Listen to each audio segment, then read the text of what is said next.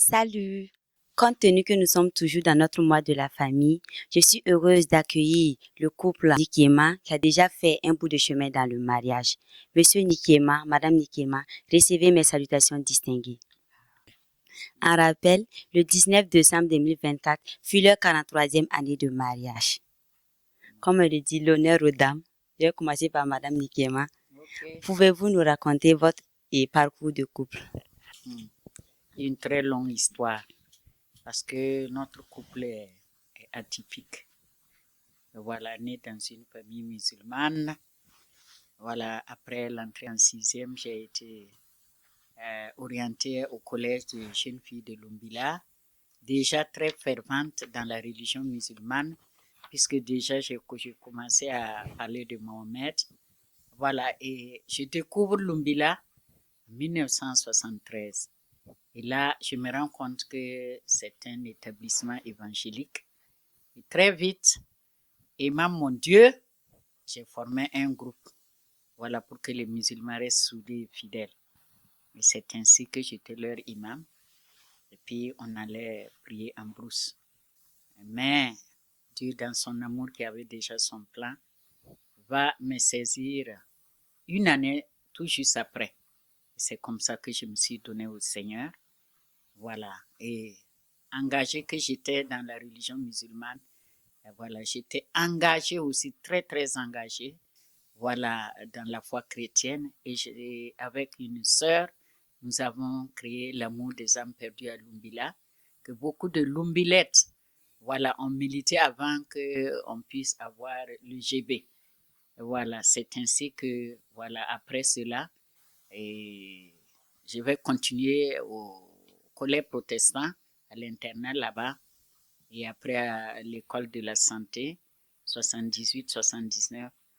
Et c'est comme ça qu'on s'est rencontrés par l'intermédiaire de mon neveu, qui était son ami. Et lui, je vous dis, notre couple est atypique, parce que lui, il n'était pas chrétien évangélique, mais il était catholique. Et c'est là que le pas blesse. Voilà, et c'est voilà, à partir de mon neveu, voilà, voulant connaître la parole de Dieu, voilà, il a pris contact avec moi et c'est après que, quelque temps après qu'il a voulu avancer, aller plus loin, je dis non, il faut arrêter ici. Moi, engagé pour le Seigneur, je ne peux pas me lier voilà, vraiment à un catholique. Mais c'est lui qui va aller découvrir, en allant de prière en prière, il va aller découvrir Madame Suzanne Assaria en 79. Et c'est ainsi que cette servante va lui dire, bon, tu fais la cour à une fille qui a refusé, qui est chrétienne, mais c'est la volonté de Dieu que vous soyez ensemble. Ah, je l'ai traité de tous les mots, mais quand même, un jour, je suis partie pour la rencontrer. Et c'est là que j'ai découvert, je ne me suis même pas présentée. Elle a commencé à dire des paroles de révélation. Bon, je n'ai pas accepté, mais il m'a dit, le Dieu que je sers, c'est le même Dieu que tu sers. Va prier. Et c'est trop long, je ne peux pas tout raconter. Alors, je suis partie, j'ai prié, et Dieu lui-même m'a parlé clairement pour me dire, voilà, c'était sa volonté. Voilà, c'est contre ma volonté, mais comme c'était la volonté de Dieu, ça n'a pas été facile, mais c'est comme ça que nous avons commencé notre relation. Voilà. Autour de Monsieur Nikema maintenant, qu'est-ce qui vous a poussé à insister à vouloir prendre Madame Nikema comme épouse? Je vous remercie infiniment. Je suis né dans une famille catholique, mais j'aimais lire la Bible. Et après l'école primaire, dans l'école de Saint-Jean-Baptiste de La Salle, puis dans l'école primaire de Kolornaba, eh bien, grâce à mon beau-frère, eh bien, et par un prêtre nommé l'abbé André Jules, je suis allé au Juvénat de Samba en 1964 Après quoi, eh bien, après avoir fait 2 ans au Juvénal de Samba, je suis allé au collège Mukasa de Koudgou, où je suis resté là-bas de 1966 à 1972. En 1968, j'ai passé le BEPC, j'ai été admis et après, je suis devenu un élève boursier. Et c'est ainsi que je suis arrivé jusqu'en 1972 que j'ai obtenu mon baccalauréat. Et après réflexion, je me suis dit, le monde, si je vais rester dans le monde, je risque de finir en enfer. Et je préfère entrer dans la vie religieuse. Et c'est ainsi que j'ai fait une année de nouveau à Samba. Et après, j'ai pris la soutane, j'ai fait le noviciat et ayant le baccalauréat, donc j'ai enseigné pendant une année là-bas. Et après cela, eh bien, ils m'ont envoyé en Italie où j'ai fait 2 ans. Et après les 2 ans, je suis revenu. Eh bien, il y a un témoignage. Je ne pense pas que ce serait utile aux chrétiens que je donne ce témoignage-là. Alors, c'est ainsi que quand je suis revenu d'Italie, eh bien, j'ai été embauché au chemin de fer et c'est là que j'ai rencontré le neveu de mon épouse. On était tous cheminots et comme j'aimais lire la Bible, eh bien, il m'a proposé de faire la connaissance de sa grand-mère. Et c'est ainsi qu'on s'est connus. Mais et quand je lui ai fait la cour, elle a dit, eh bien, c'est bien, il n'existe aucun problème, sauf que non seulement tu es catholique et en plus, eh bien, tu as porté la soutane.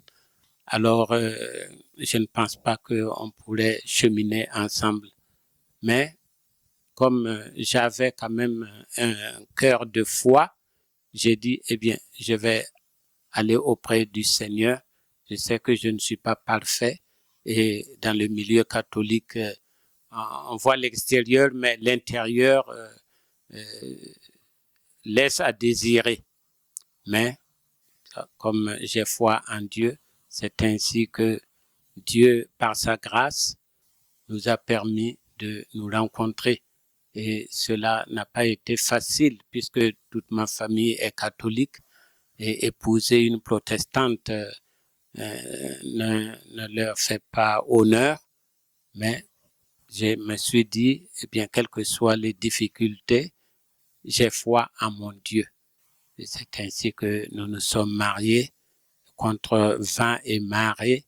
Et les mamans de la famille disaient que je n'aurais pas un enfant et après le mariage, eh bien, j'allais mourir immédiatement parce que elle avait les lèvres rouges et pour eux, eh bien, c'est un malheur. Mais par la grâce de Dieu, eh bien, nous sommes mariés, nous avons eu des enfants et nous rendons grâce à Dieu car tout est grâce. Voilà ce que je peux dire concernant notre rencontre. Que le nom du Seigneur soit béni. Amen. Gloire à Dieu. Là, pour réussir 43 années de mariage, vous avez eu à surmonter des difficultés. Pouvez-vous nous relater quelques difficultés?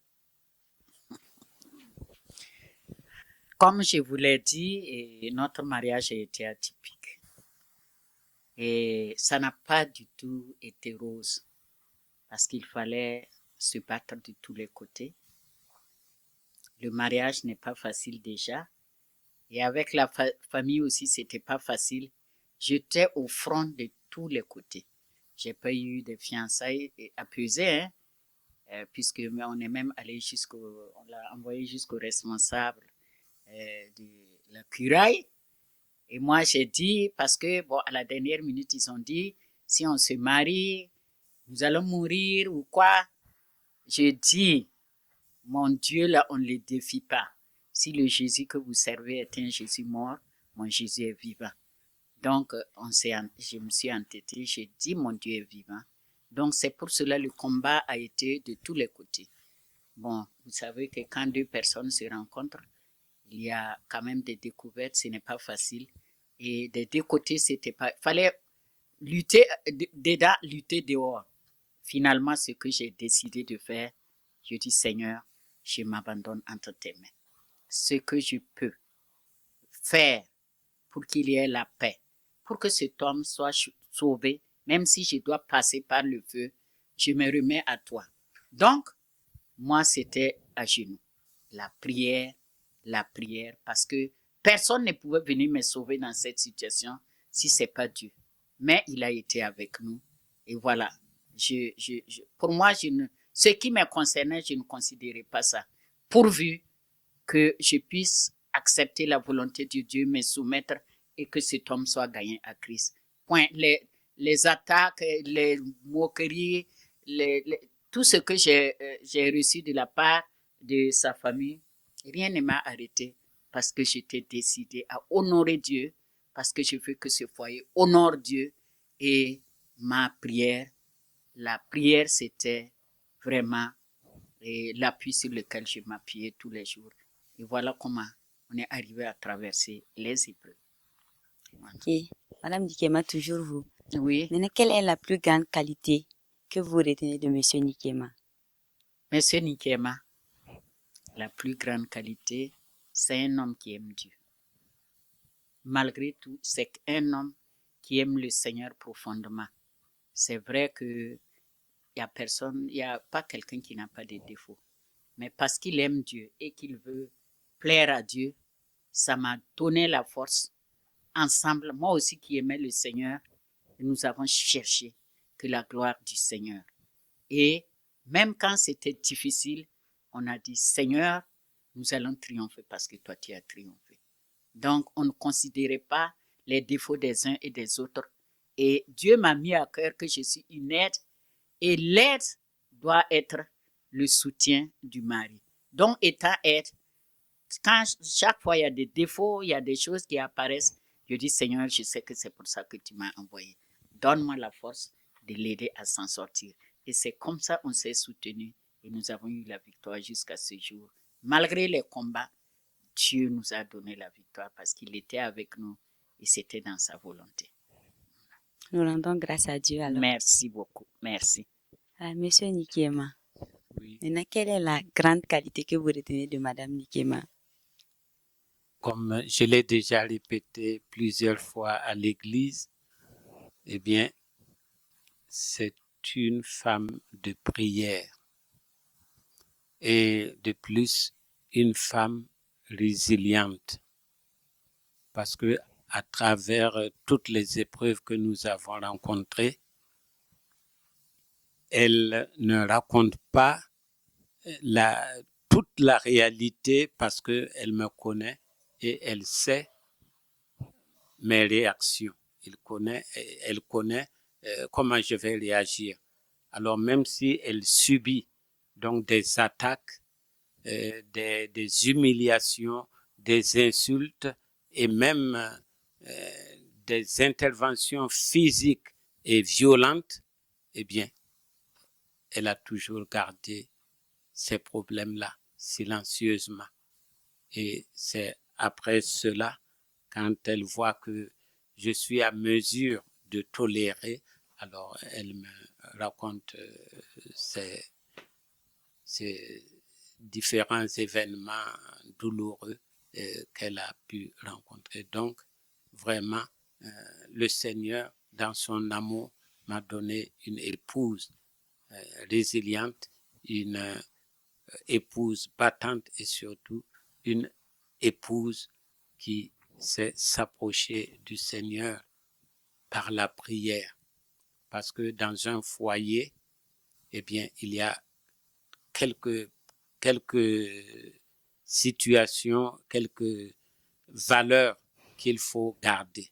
Et ces valeurs-là, c'est la prière, la crainte de Dieu l'humilité et la patience.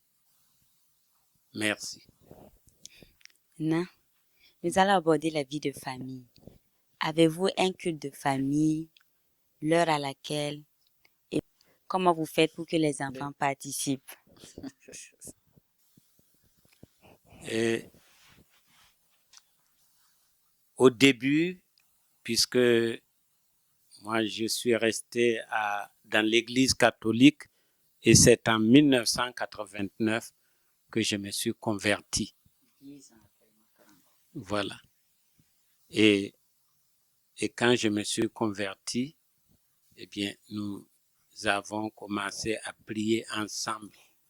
Puisque étant catholique et elle protestante, on ne pouvait pas vraiment prier ensemble, puisque moi, des fois, je prie Marie, alors qu'elle ne prie pas Marie. Mais quand Dieu m'a tiré de là et que je me suis converti, eh bien, nous avons essayé donc de pouvoir mettre notre famille sous la direction de notre Dieu.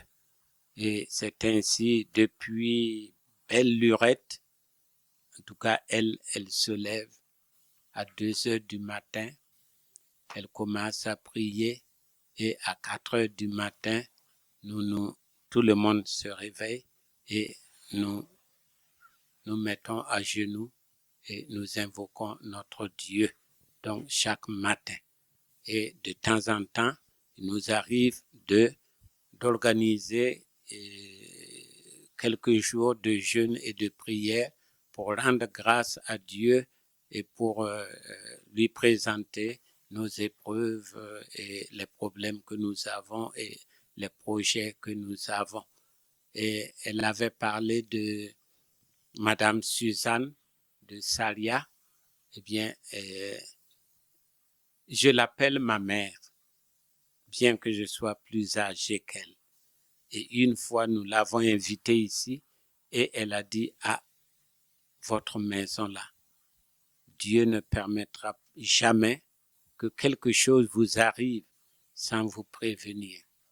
Et depuis lors, nous savons que Dieu est fidèle dans tout ce qu'il fait. Ok. Maintenant, concernant l'éducation des enfants, qui d'entre vous est habilité à utiliser le fouet pour la correction des enfants? C'est nickel. Et voyez-vous, quand les gens me voient à l'église, on voit que je suis un homme tranquille. Et une fois puisque je travaillais à la RAN, quand j'ai été affecté à Bobo, il y a un collègue qui s'est approché de moi, il dit que quand j'arrive au bureau, je te vois, on dirait que tu dégages une paix. Alors, moi, je voudrais que tu viennes avec moi dans une loge. Donc, j'ai accepté son invitation. J'ai participé à la réunion. Et après, comme ils n'ont pas prononcé le nom de Jésus, je lui ai dit, moi, je ne peux pas faire partie donc de ce groupe-là. Hein? Donc, et depuis lors, il est revenu à la charge en me présentant des documents où je vois un évêque qui faisait partie donc de cette loge-là. Mais je dis, ça n'engage que cette personne-là. Sinon, pour moi, ou Jésus ou rien. Voilà ce que je peux dire. Et dans la famille, vous savez, hein, les hommes, c'est le fouet. Les hommes, ils utilisent le fouet. Et voilà. Et nous, les femmes, là, nous prions, nous appelons, nous parlons. Quand on n'écoute pas, on pleure même. Mais la plus grande partie de mon temps, je confiais les enfants au Seigneur. L'éducation, on leur montre ce qu'on vous dit là. Il faut suivre. Maintenant, quand ça dépasse les limites, quand c'est chaud, Moi-même, j'ai dit aux enfants, je vais en parler à votre père. Il ne frappe pas souvent, mais quand il est énervé, il frappe vraiment. Et souvent, je suis obligée d'intervenir pour lui dire, bon, ça va. Que Monsieur Nikema, nous Oui. allons vous demander de donner votre explication personnelle de Ephésiens 5, verset 25 qui dit Marie, aimez vos femmes comme Christ a aimé l'Église et s'est livré lui-même pour elle. Ah, pour moi, Dieu est amour. Et son amour fait que il aime l'humanité et il veut une alliance avec son peuple, avec tout le monde. Donc, compte tenu de cela, je pense que tout mari doit demander au Seigneur, donne-moi un cœur pour aimer mon épouse comme Christ a aimé l'Église. Nous savons que l'Église n'est pas parfaite, mais Dieu aime l'Église. Et quand l'Église chute, quand un membre de l'Église chute, Dieu nous le relève. Et quand il est courbé, Dieu le redresse. Donc, l'amour doit être le but de tout un chacun de nous. Et nous devons vraiment aimer nos femmes. Et notre femme doit être notre amie. Et je pense, après Dieu, nous devons d'abord aimer notre femme pour pouvoir être utile à l'Église et aux autres. Ok, également un autre verset pour vous, Monsieur Nikema. Toujours pour moi. Colossiens 3, verset 19. Marie, aimez vos femmes et ne vous aigrisez pas contre elles. Marie, Aimez aimez vos vos femmes. femmes. Et ne vous aigrisez pas contre elles. Ah. Là, ça, je dois faire un mea culpa. Et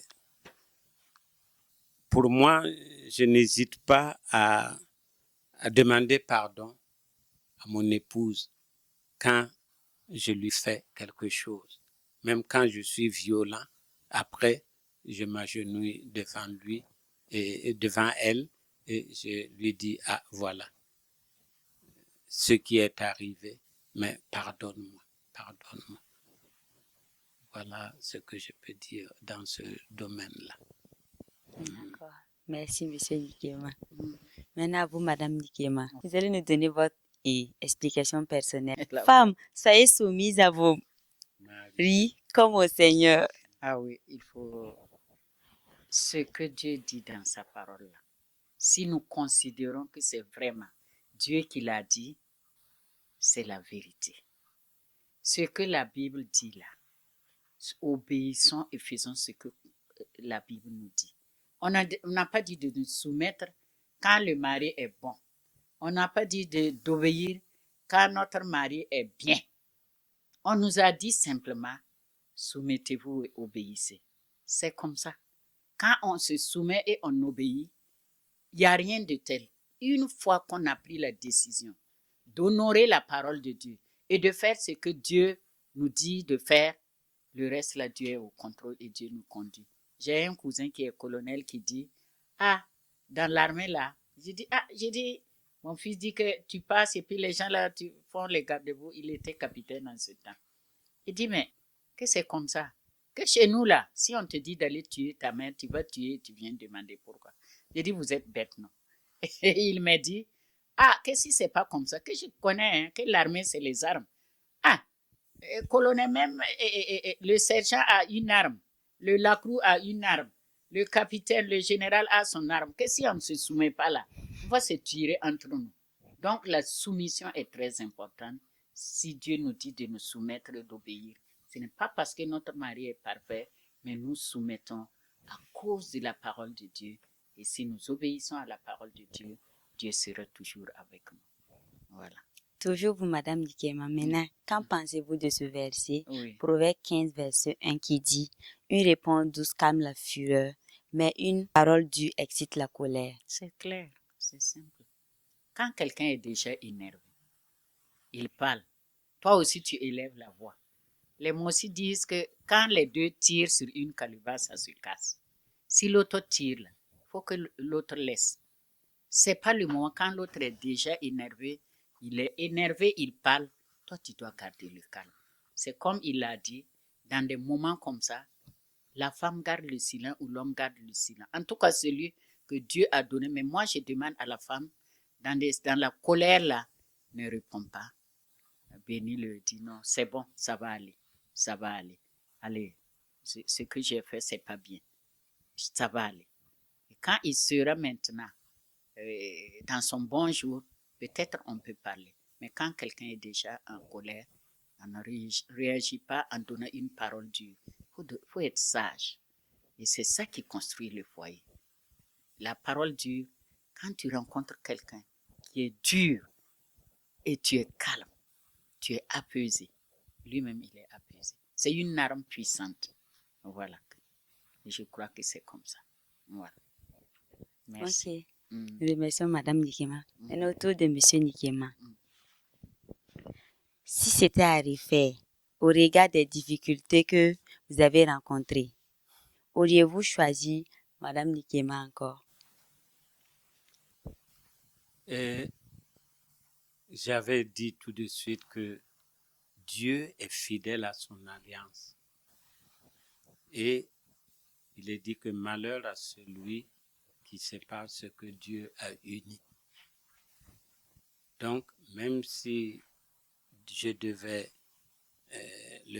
recommencer, mon désir est que le Seigneur me donne toujours cette épouse. Parce que chaque fois que je suis ses conseils, je reçois une bénédiction ou je vais de l'avant. Mais chaque fois qu'elle me donne des conseils et que je refoule ça, je dégage ça de la main, eh bien après je récolte les pots cassés. Donc, s'il y a à recommencer, je dirais merci Seigneur, garde-moi toujours ma Judith. À vous, Madame Nikema, avez-vous un dernier mot à l'endroit des jeunes couples ou les célibataires qui hésitent à faire un pas dans le mariage? Ah oui, c'est très important. C'est comme je l'ai dit, hein, j'ai eu un mariage atypique. Et aujourd'hui, je pense que, vous savez, Dieu est souverain. Dieu permet des situations souvent pour nous donner un enseignement, pour aider les autres. Aujourd'hui, les jeunes là, surtout le choix du marié là, de son conjoint, de sa conjointe là, ils ne font pas beaucoup attention. C'est quelque chose qu'il faut prendre au sérieux. Il faut beaucoup prier et pour que Dieu te dirige dans le choix. Mais, je dis, le mariage mixte, c'est-à-dire toi chrétienne, tu vas épouser un non-chrétien. Je te dis déjà, si tu n'as pas les reins solides, tu vas tomber. Et quand je donne des conseils comme ça aux gens, ils disent, c'est comme ça, et puis toi, tu es rentré, voilà, il s'est converti. Je dis, c'est pas la même chose. Moi, Dieu a dit, quand j'ai prié, Dieu a dirigé, il a dit, ainsi est ma volonté, parce que Dieu avait un plan pour que non seulement je sois là-bas, dans un mariage mixte, que je vois les difficultés. Parce que les difficultés majeures, c'était même pas avec mon mari, hein. C'était avec la famille, c'était avec la curaille. Voilà. Pour que moi, je sois à mon tour quelqu'un qui va donner témoignage. Le mariage mixte n'est pas à conseiller. Si ce n'est pas Dieu vraiment qui te parle, ne t'engage pas. Parce qu'après le mariage, là, vous avez vu que depuis, ça fait, quand on s'est marié, hein, en 81, c'est en 89 qu'il s'est converti. On ne pouvait pas ensemble prier avec les enfants. Moi, j'allais avec les enfants à l'église. Alors, on l'a chauffé un jour et lui aussi, il dit non, toi, tu ne vas pas aller avec les enfants chez les protestants. Moi, je vais amener mes enfants, c'était les deux. Il a commencé à les amener. Après, lui-même, il était fatigué. Il dit, ramène les enfants. Ça veut dire qu'il y a un réel problème dans le mariage mixte. Dieu est souverain. Dieu a permis que d'autres rentrent pour être des témoins, pour aider ceux qui vont venir. Si ce n'est pas Dieu vraiment qui te dit, ça là, va, je suis avec toi, ne t'y engage pas. Donc, faites beaucoup attention. Cherchez, priez, demandez la volonté de Dieu, mais surtout que ce soit entre nous les chrétiens. C'est pas facile, mais ça va t'éviter de faire 2 combats. Parce que chez moi, là, finalement, j'ai dit, je suis cabri mort. Donc, maintenant, là, pour moi, moi, je cherche à ce que Dieu soit glorifié. Moi, ma personne, là, je ne cherchais pas quelque chose pour ma personne. Donc, c'est un combat. Si Dieu ne t'y engage pas, ça va être difficile. Donc, je conseille aux jeunes de faire beaucoup attention dans le choix du conjoint ou de la conjointe, que Dieu vous aide à rencontrer quelqu'un qui a la même chose, la même vision que toi, et vous allez vraiment faire un foyer à la gloire de Dieu. Mais si Dieu fait des exceptions, il faut savoir qu'il faut se battre. Il faut se battre. C'est pas un petit combat. Jusqu'aujourd'hui, là, le voilà. Donc, le combat continue. Ça a diminué, mais ça continue. C'est à jouer sur nos enfants. Allez, mais, puisque c'est le Seigneur qui est avec nous, le Seigneur nous a aidés à triompher. Donc, ce n'est pas facile. Les jeunes couples là, on ne se marie pas pour être heureux. On se marie pour rendre heureux. Les jeunes couples là, obéissez à la parole de Dieu. Les hommes, aimez vos femmes. Les femmes, soumettez-vous à vos maris. Que toute femme qui se marie dise, je me suis mariée pour que cet homme-là soit heureux et pour la gloire de Dieu. Quel que soit le prix à payer, je suis prête à payer le prix. Si tu n'es pas prête à payer le prix, il ne faut pas rentrer dans un foyer. Parce que le foyer n'a jamais été facile. Le foyer là, il y a des sacrifices, il y a des choses, tu vois, ta personne là, tu laisses ta personne là. Voilà, que les jeunes couples là, faut pas aller, faut pas dire que c'est parce que c'est Pierre que c'est. Si tu vois Paul aussi, ça va être pire. En tout cas, aimez vos maris. Et les femmes, soumettez-vous. Aimez vos femmes et formez un foyer heureux en vous soumettant les uns les autres, en vous aimant les uns les autres. Votre foyer là. Que chaque couple fasse de son foyer là un arbre de paix. Une arbre de paix. Voilà. Qu'il y ait le bonheur dans le foyer. Fais tout pour qu'il y ait la joie, pour qu'il y ait le bonheur. Même si tu dois laisser des plumes, fais le sacrifice, mais un jour, Dieu va vous donner le bonheur. Aujourd'hui, nous sommes là, c'est le bonheur. Et chaque jour, je rends grâce à Dieu. Je dis, Seigneur, merci pour ce merveilleux mari que tu m'as donné. Je lui rends grâce. Ce n'est pas parce qu'il n'a pas de défauts. Même ses défauts m'ont aidé à développer quelque chose. Quand Dieu envoie une épreuve, là, il vous donne des leçons. Ça va vous aider à vous renforcer dans le Seigneur. Et c'est le meilleur mari que j'ai. Et si je revenais demain, je dirais à Dieu, je veux mon Maxime, ramène-le-moi. C'est lui mon mari, c'est lui que j'aime. On peut être heureux dans le foyer. C'est dommage qu'aujourd'hui, dans le foyer, les gens, quand il y a petit problème, c'est loin, on n'a qu'à divorcer. On ne se marie pas pour divorcer. On se marie pour faire la volonté de Dieu. On se marie pour accomplir la volonté de Dieu. Il y a un sacrifice, certes. Accepte le sacrifice. C'est pour un temps. La connaissance, la découverte. Après ça, là, Dieu vous donnera le bonheur. Parce que Dieu bénit ce qui est dans le mariage. Si vous quittez le mariage, là, vous quittez en dehors de la volonté de Dieu. Dieu n'est pas avec vous. Soyez bénis. Je souhaite à tous mes enfants que Dieu vous donne des maris bénis, des femmes bénies, et ensemble, servez le Seigneur.